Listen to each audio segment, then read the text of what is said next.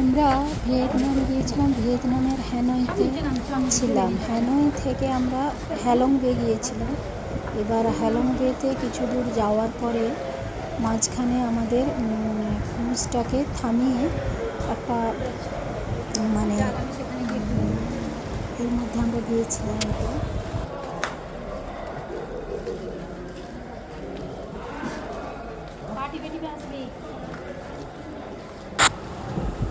এটা একদম সমুদ্রের মাঝে সেটা কীভাবে দেখুন তৈরি হচ্ছে একদম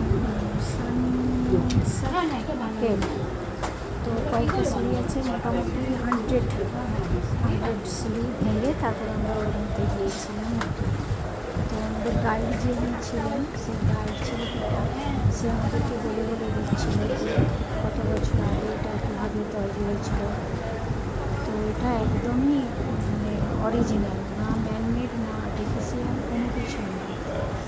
দেখুন সমুদ্রের মাঝে একদম কীভাবে আমরা হেঁটে আসছি কেকটার ভেতর থেকে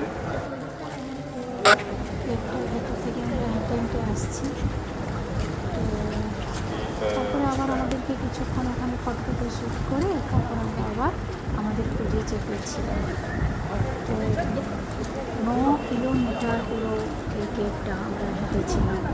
ভেতরে এরকম খুব বৃষ্টি হচ্ছিল, আমাদের কাছে ছাতাটাও ছিল না, কিছু না, বৃষ্টি হচ্ছিল। তো আর ভেতরে তো এরকম জল। 那这里是第二栋，这个栋一共有3个房间，第一个房间刚才比较矮、比较窄、比较小，这就是这个是算的第2个房间。